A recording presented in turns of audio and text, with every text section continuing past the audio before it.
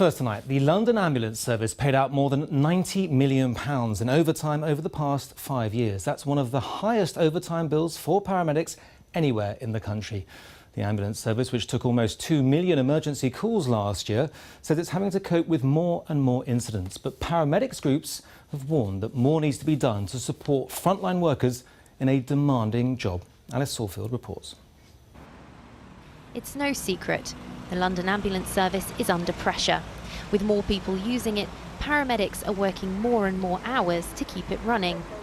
According to a Freedom of Information request by BBC London, LAS spent £91.4 million on overtime over the past 5 years. The amount it spent on this has increased every year since 2013.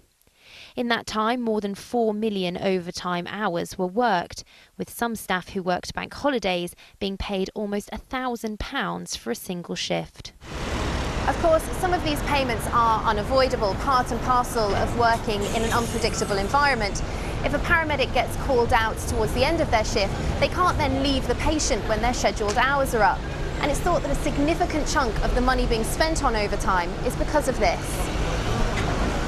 But the professional body which represents paramedics is worried that relying on overtime in this way is not a long-term solution, and it thinks more needs to be done to support staff. We're seeing an increase of burnout, we're seeing an increasing of psychological and physical sickness within the workforce. So actually we need to start exploring different ways of protecting our staff and how we make sure that you continue to provide a safe service for the patients. And you think that will help with retaining paramedics? Absolutely. Carers want to care for people, but they also want to feel that they're being cared for themselves. Otherwise, they'll leave.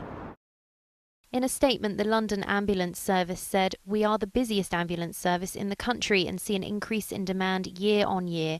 We use a number of measures, including paying staff overtime to make additional ambulances available during peak times." The government says there are record numbers of ambulance staff working in the NHS. However, LAS told us they currently have around 90 vacant posts for paramedics. And there are now calls for ambulance services to work more closely with universities to make sure enough paramedics are being trained to meet the demand. Alice Salfield, BBC London News.